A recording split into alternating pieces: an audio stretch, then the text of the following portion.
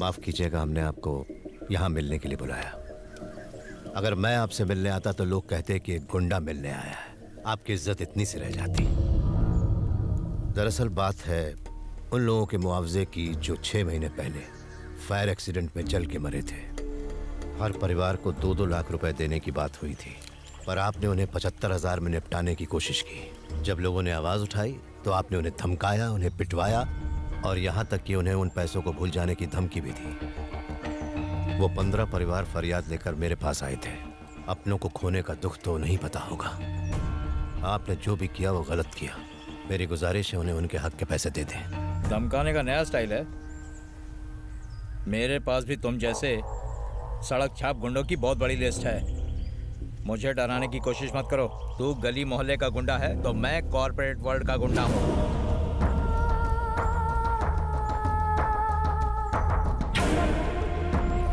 बच्चों को अंदर ले जाओ।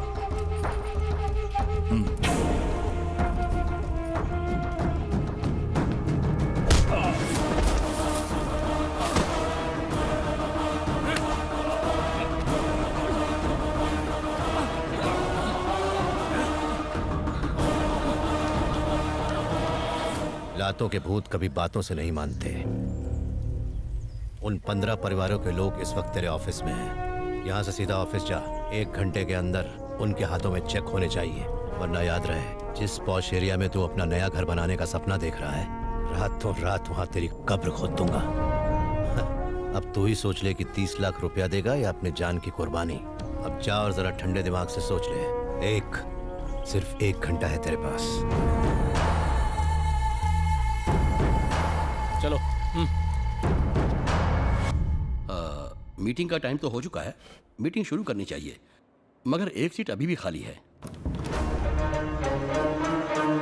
नमस्ते। देरी से आने के लिए माफी चाहता हूं। ऐन वक्त पर एक गाड़ी मरम्मत के लिए आ गई थी।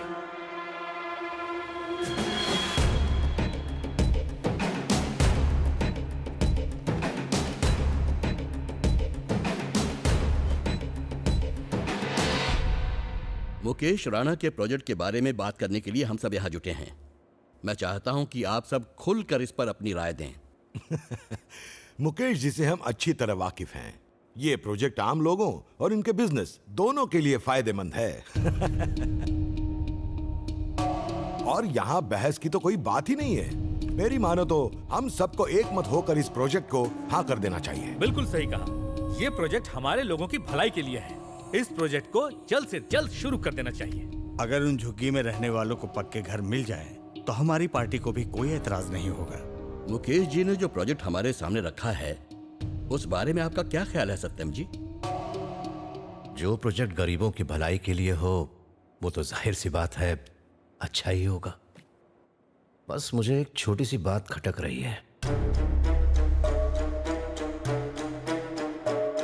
अगर हम स्लम्स में से गरीबों को हटाकर जमीन आपको दे दें, जो कि आपकी सबसे पहली डिमांड है, तो क्या आप पहले उनके लिए घर बनाएंगे या कमाई के लिए कमर्शियल कॉम्प्लेक्स? प्रोजेक्ट पूरा करने के लिए मुझे पैसे चाहिए होंगे। इसके लिए बेहतर होगा पहले मैं अपनी लैंड डेवलप कर लूं, जिससे मैं कैपिटल रेज कर पाऊंगा। यह हमें मंजूर नहीं।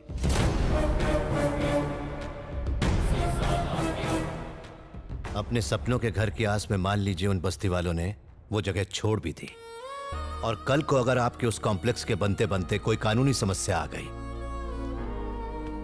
आपका ये प्रोजेक्ट इतना बड़ा है, भगवान न करे कोई अनहोनी हो गई, कोई कुदरती मुसीबत खड़ी हो गई, तो वो बेचारे गरीब ना यहाँ के रहेंगे और न वहां के। कोर्ट में केस लड़ते लड़ते उनकी जिंदगी दांव पर लग जाएगी, पर घर नहीं मिलेगा। इसलिए मेरी गुजारिश है आप सबसे पहले उन गरीबों को उनकी छत दे दें। इम्पॉसिबल। तो मेरे लिए भी ये इम्पॉसिबल है।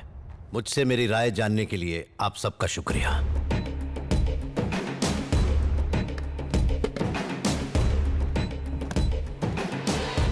इस बात को हमें यहीं खत्म करना पड़ेगा।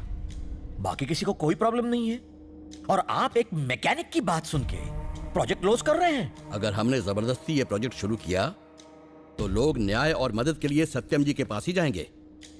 इससे पहले कि कुछ बखेड़ा खड़ा हो, प्रोजेक्ट बंद करने में ही भलाई है। हैदराबाद हैदराबाद के high profile slum redevelopment project पर सीएम ने कल की मीटिंग में इस पर रोक लगाते हुए इसे अनिश्चित काल के लिए स्थगित कर दिया है। आपकी झुग्गियों में जो रीडेवलपमेंट प्रोजेक्ट शुरू होने वाला था उस पर सत्यम ठाकुर ने रोक लगा दी। आपका क्या कहना है? जनता गराज के सत्यम जी हमेशा सही फैसला लेते हैं। उनका फैसला हमारा फैसला है। हम सब सत्यम जी के साथ हैं। जनता गराज सही है, हम सब उनके साथ हैं। जनता के राज का फैसला ही हमारा फैसला है। 5,000 करोड़ का प्रोजेक्ट एक मैकेनिक की वजह से कैंसिल हो गया। It's too much dad. सरकार भी प्रोजेक्ट को क्लियरेंस देने से डर रही है और इसकी वजह है जनता गराज। आप इस स्टेट के सबसे बड़े, सबसे सक्सेसफुल और सबसे इन्फ्लुएंशियल बिजनेसमैन हैं, पर आप उनसे डरते हैं। मैं तो नहीं डरता। सही कहा बेटा। जब से होश संभाला है मैं डर के साए में पला हूं, बढ़ा हूं और जिया हूं। लेकिन तुम्हें डरने की जरूरत नहीं, मेरे जीते जी तो नहीं। भाई पिछले 2 दिनों से गाड़ी बहुत झटके मार रही है। एसी भी ठीक से काम नहीं कर रहा और ये लाइट भी जलती बुझती रहती है। कुछ दिन बाद आ जाना। कब तक हो जाएगा? मुझे मालिक को बताना पड़ेगा, इसीलिए कैसे भी करके 14 तारीख को आके ले जाना। जी सर, इन्होंने 14 तारीख को आने को कहा है, तो यही तारीख मैं अपने मालिक को बता देता हूँ। तो 14 को मिलते हैं, ठीक है?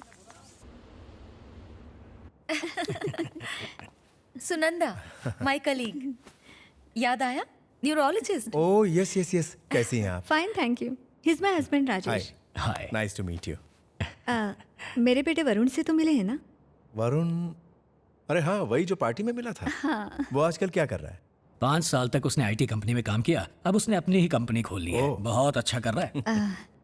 हाल ही में उसने आपकी बेटी को किसी फंक्शन में देखा था। वो उसे बहुत पसंद करता है। यहाँ तक कि वो उससे शादी करना चाहता है और हम तो इस रिश्ते से बहुत खुश हैं। इसलिए हमने सोचा कि आपसे आकर बात करें। थैंक्स फॉर आस्किंग सुनंदा, पर दरअसल हम ये चाहते हैं कि हम अपनी दिया की शादी आनंद से ही करें। हमें भी यही लगा था, लेकिन हमें पता चला कि उनकी बिल्कुल जमती नहीं और वो हमेशा छोटी छोटी बात पर बच्चों जैसे झगड़ते रहते हैं। आपने सही कहा, पर मैं और नीना काफी दिनों से उन दोनों से इस बारे में बात करने की सोच रहे हैं, पर हमें मौका ही नहीं मिल रहा है। God knows what's going to happen.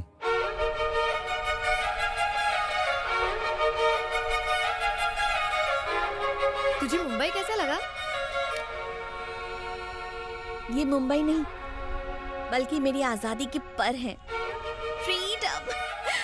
तू यहाँ कौन सा कोर्स करने वाली है?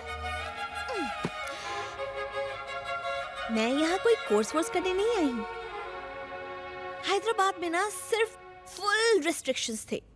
ये मत करो, वो मत करो, फ्रेंड्स के साथ बाहर मत जाओ। शाम हुई नहीं कि कर्फ्यू लग जाता था और मैं वहाँ क्या करती थी? बुद्धू की तरह घर में बैठी रहती थी।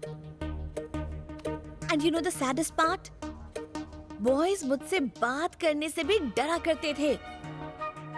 You call it a life? तो आगे का प्लान क्या है? मैंने कुछ प्लान नहीं किया है, और हाँ, मेरा जो दिल करेगा मैं वही करूंगी। फुल ऑन अपनी लाइफ मैं जीना चाहती हूँ। जैसे ही सब लोग सो जाएंगे ना, हम पटाखे जलाकर उनकी नींद हराम कर देंगे। हाँ, ये लो। ओके? इतने बम पटाखे फोड़ेंगे ना कि मजा आ जाएगा।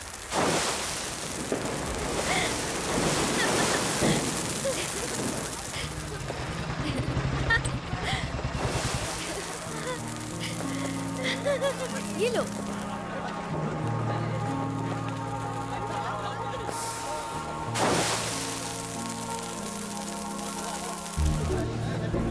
वो हमें कब से घूरे जा रहा है। दिवाली का बम्पर ऑफर समझकर लाइन मारने आ गया है। एक्सक्यूज मी, आपसे कुछ बात करनी है। किस बारे में? बको, प्रपोज करना चाहते हो? तुम्हें प्रपोज? कोई चांस नहीं। तुम्हें शर्म नहीं आती? क्या कहा? ऐसा मैंने क्या किया? अच्छे घर की लगती है। दिवाली का सही मतलब नहीं पता? It's a festival of lights, not a festival of pollution and sound. वो तो बच्चे हैं, तुम बड़ी हो, तुम्हें उन्हें गाइड करना चाहिए। जरा सा कॉमन सेंस यूज करो। टीवी में, न्यूज़पेपर्स में पोल्यूशन फ्री दिवाली के बारे में कैंपेन्स किए जा रहे हैं। हट। हे? बस बहुत हो गया पोल्यूशन, जाओ।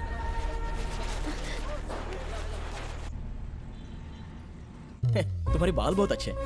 ओके ओके, बहुत मस्करी हो गई, चलो काम करो। हाय, गुड बाय।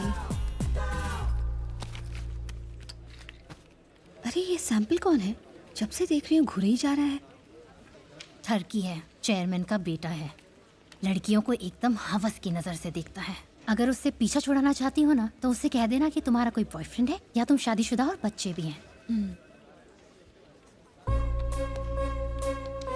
हेलो, मेरा नाम है प्यारे लाल। आज इस बागान में नया फूल दिख रहा है। आज ही मैंने ज्वाइन किया है। आय हाय, ज्यादा काम तो नहीं है ना? मुझे कुछ मेल्स ड्राफ्ट करने हैं। अरे तो इधर घुमा दो, सैलरी का टाइम पास के लिए देते हैं। ए बाजू वाले, चल बन जा काम वाले। लव के बारे में क्या ख्याल है? अभी कॉफी पीने का ख्याल है। अरे रुको ना, लव के बारे में अपनी फीलिंग्स नहीं बताई। Love is nice. लव करती हो किसी से? मुंबई में मुझे लव कैसे हो सकता है? क्यों, मुंबई में लड़के नहीं है क्या? ऐसी बात नहीं।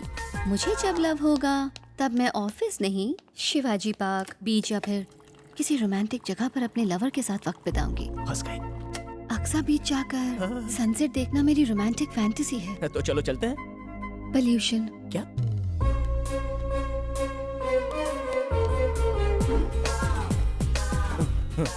पोल्यूशन में सनसेट दिखता ही नहीं। वहाँ पास में ही एक लेदर फैक्ट्री है। अगर वहाँ जाएंगे तो कैंसर हो जाएगा ना। प्यार में पड़कर नहीं, कैंसर से मर जाएंगे।